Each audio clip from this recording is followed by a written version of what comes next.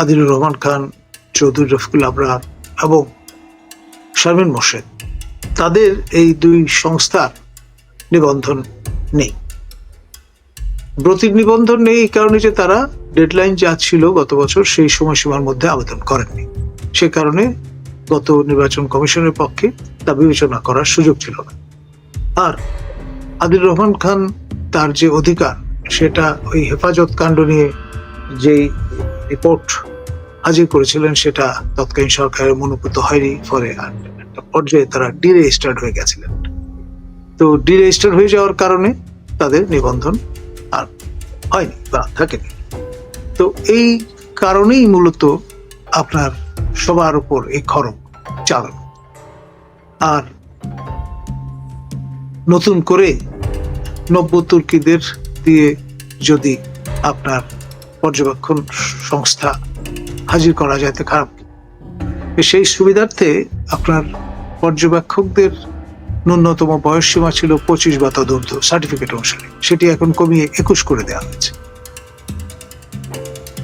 এখানে ডেফিনেটলি একটা রাজনীতি আছে, কোনো সন্দেহ নেই। ওই রাজনীতির মূল সূত্রটা ডক্টর বদিউল আলম মজুমদার এবং ডক্টর আব্দুল আলিমের তারা সূত্রপাত।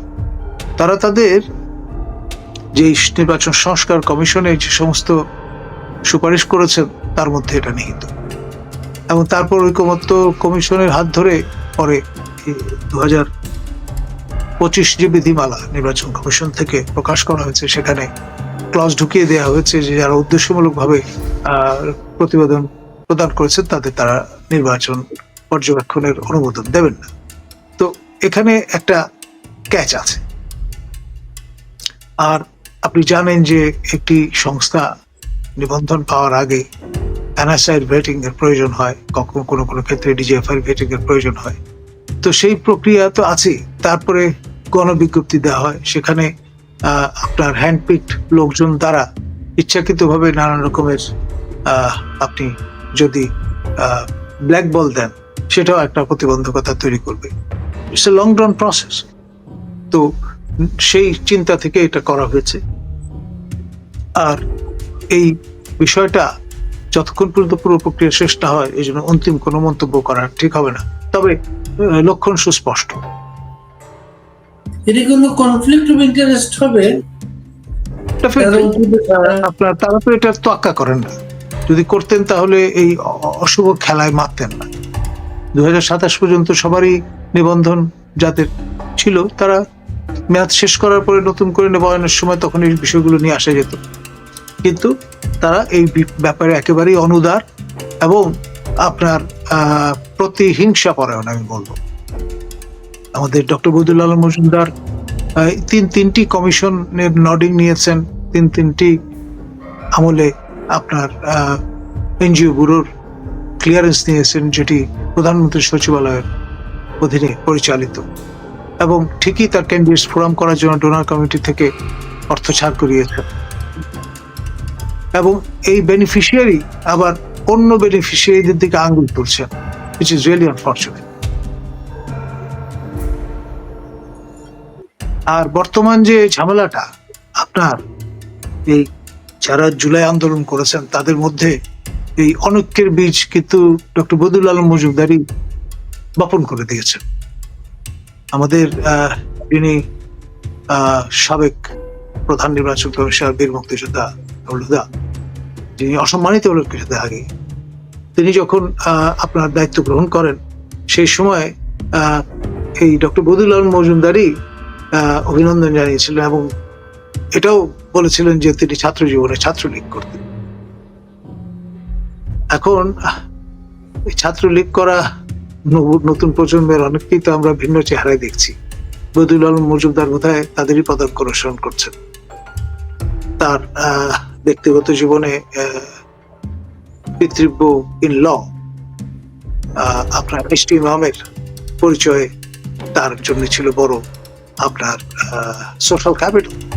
সে কারণেই এই 15-16 বছর ধরে যত রকম সমালোচনা করেছেন তার এই কুটির জোরটা ছিল বলে তার কিছুই হয়নি। তো ফলে এখন আবার নতুন রূপে তিনি ভাবছেন যে অলমোস্ট আমি তো second in command in the whole system, বয়স এবং অন্যান্য বিবেচনায় প্রফেসর ইউনূসের কাছের মানুষ। তো ফলে ডিভিডেন্ড যা নেওয়ার সেটা নিচ্ছেন এবং ভবিষ্যতে কোনো কম্পিটিটর রাখতে চান না, নিজের জন্য পথটা মসৃণ করতে চান, সেই সব চিন্তা থেকে এগুলো করেছেন। আর পাশাপাশি এই পুরো যে তার টার্মস অফ রেফারেন্স সেখানটা এমনভাবে প্রণয়ন করেছেন যাতে আপনার এই নির্বাচন পদ্ধতি বিতর্কটা না আসে, এবং এটা বিষটা রেখে দিয়েছেন যাতে ঐক্যবদ্ধ কমিশন পরবর্তীতে যে পরিস্থিতি পরিবেশটা আরো ঘোলাটে হয়। এবং খেয়াল করে দেখেন জামাত এবং ইসলামী আন্দোলন এবং তাদের সমমনস্ক দলগুলো প্রায় 18টা দল তারা কিন্তু ব্ল্যাক বল দিয়ে বসেছে যে নির্বাচন পদ্ধতি পিআর সিস্টেমে না হলে তারা সন্তুষ্ট নন। আর এনসিপি তো এক কাঠি আরো সরেস, তো বলেছেন যে হ্যাঁ এই পদ্ধতি ছাড়া নির্বাচন করতে দেবেন না বা নির্বাচন করবেন না। ব্যাপারটা কি দাঁড়াচ্ছে? একে বিচার, তারপর আবার নির্বাচন পদ্ধতি নতুন সংকট আহ্বান করছে। আর প্রফেসর ইউনূসের জন্য তো আপনার এ ধরনের হ্যান্ডেল খুব হ্যান্ডি, বলে তার জন্য সুবিধা যে ভাই আমি কি করবো, স্টেক হোল্ডারই তো চায় না।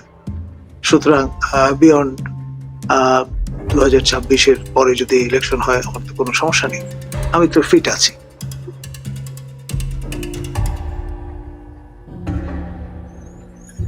এই জুলাই সনদ ঘোষণার পরে রাষ্ট্রপতির ভবিষ্যৎ, জরুরি অবস্থা, নানা আলোচনা ছিল,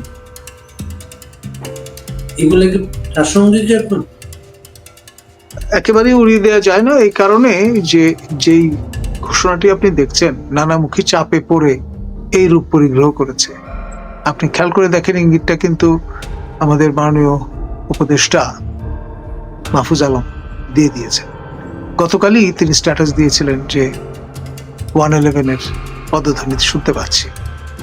এটা তো এমনি এমনি দেননি, সেরকম আশঙ্কা থেকে এই ঘোষণাটি চরিত্র পাল্টে গেছে। এখানে সংবিধান ছুঁড়ে ফেলার কথা ওইভাবে বলা নেই, এখানে সেকেন্ড রিপাবলিক জারি করার কায়েম করার কথাও বলা নেই ওই সব কারণে, বা রাষ্ট্রপতিকে পদচ্যুত করার কথা ওইভাবে বলা হয়নি, কম্প্রোমাইজ করতে হয়েছে।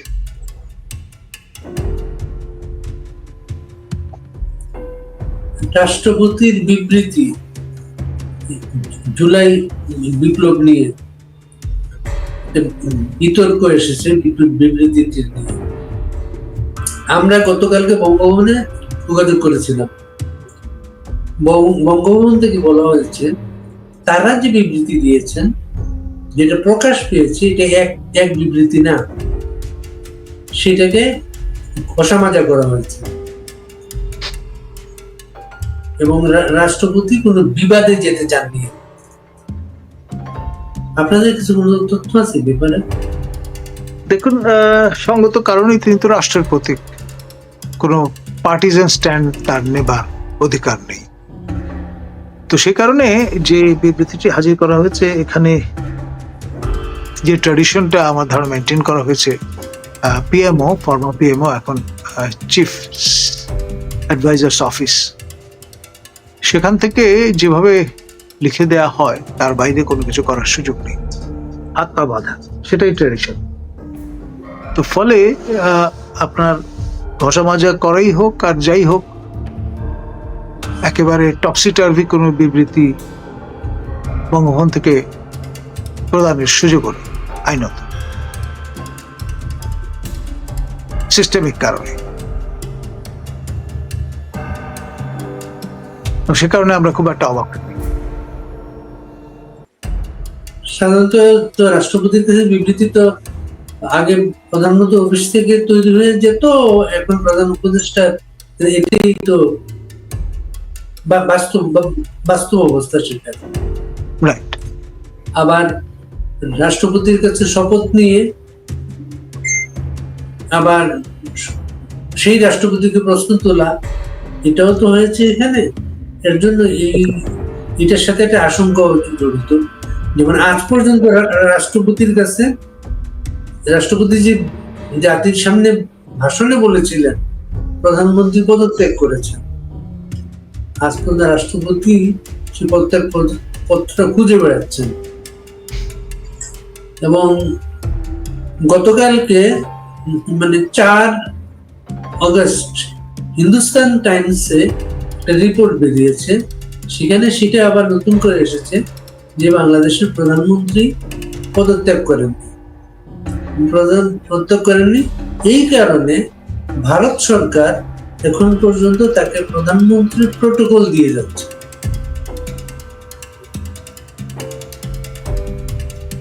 নো ওয়ান্ডার, কারণ হচ্ছে আপনি দেখেন উইথ ডিগনিটি অ্যান্ড অনার আমাদের অনারেবল শেখ হাসিনা, তাকে আমাদের রাষ্ট্রীয় বিমান পথে করে নিয়ে যাওয়া হয়েছে ভারতে, এবং দিল্লির নিকটস্থ একটি বিমান ঘাঁটিতে তিনি অবতরণ করেছেন, এবং তাকে সঙ্গে করে নিয়ে যাওয়া যে ক্রু বৃন্দ এবং সেই যানটি, সেটি কিন্তু নিরাপদে অক্ষত ভাবে ঢাকায় প্রত্যাবর্তন করেছে।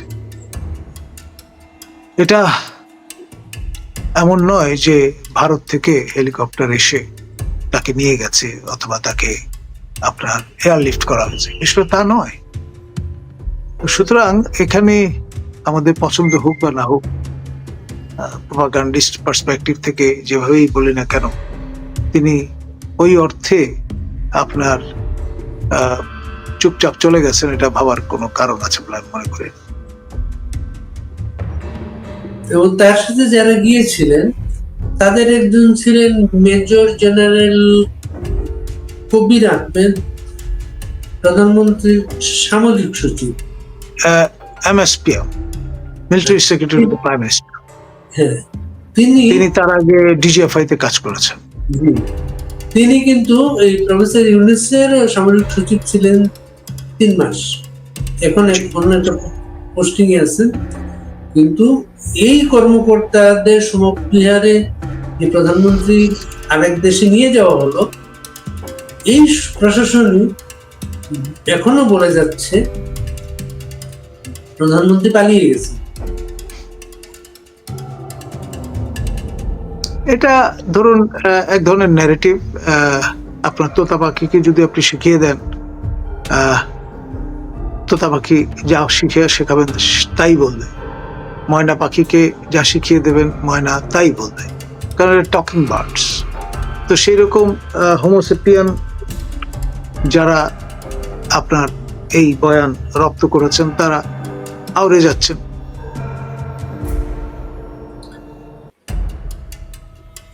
ডিজিএফ এর একটা চরিত্র মেজর হাফিজ এখন খুবই আলোচিত। আমি ব্যক্তিগতভাবে তাকে চিনি। তিনি এডুকেশন কোরের একজন অফিসার, DGFI তে পোস্টেড ছিলেন এবং PhD ফেলো ছিলেন আমার যতদূর মনে পড়ে। তার পিএইচডির গল্পটা ছিল তিনি বঙ্গবন্ধুকে নিয়ে পিএইচডি করছেন। সেটার কোনো ফলাফল জানেন আপনি? আমি এখন পর্যন্ত তার নামের আগে ডক্টরেট, এই মানে সুশোভন সরকারের ভাষায় সিং, সেটি ব্যবহৃত হতে দেখছি না। এবং তার যে অংশগ্রহণটা, আজকে আমরা জনগণকে নিয়ে খুঁজতে গিয়ে আমরা পেলাম হচ্ছে 2024-এর 29 জুলাই তিনি জনকণ্ঠে যোগ দেন। এর আগে পর্যন্ত তিনি দৈনিক বাংলায় ছিলেন, এবং সেখানে একটা আলোচিত বিষয় ছিল হাফিজ নাফিজ 2 ভাই, ওরা একসাথে থাকলে কোনো সমস্যা থাকে না কোথাও। নাফিজ এখন সমস্যায়। হাফিজ তিনি আমার যতদূর মনে পড়ে ডুয়েল ন্যাশনাল কানাডার নাগরিক এবং পদ্মা ব্যাংকের কর্ণধার ছিলেন। এর আগে ফার্মার্স ব্যাংকেও তিনি ছিলেন, এবং আপনার কানাডিয়ান ইউনিভার্সিটি বাংলাদেশেরও কর্ণধার তিনি ছিলেন। বাড়ি গোপালগঞ্জ। দুজনের বাড়ি গোপালগঞ্জ। গোপালগঞ্জ তো একটা অভিশাপের নাম এখন, না আফিজের জন্য তো অভিশাপ মনে হচ্ছে না সেটা। আপনার নাফিস মহোদয় যা বিত্তবেসাত করবার সেটা তো করেছেন, একসময় ব্যাংক কর্মকর্তা থেকে ব্যাংকের মালিক হয়েছেন এবং আপনার কানাডা প্রবাসী হয়েছেন, এবং সেই বিষয়টি মাথায় রেখেই তিনি কানাডিয়ান ইউনিভার্সিটি বাংলাদেশ প্রতিষ্ঠা করেছিলেন।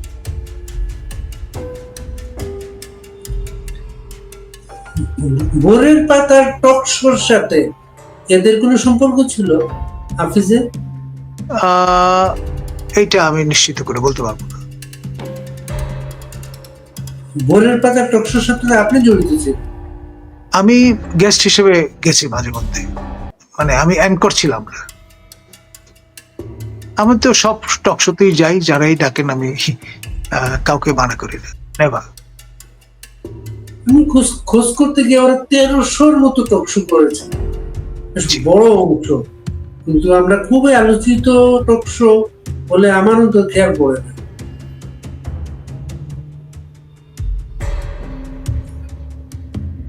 এই পত্রিকাটার মালিক পক্ষ আজকে পত্রিকায় অবাঞ্ছিত।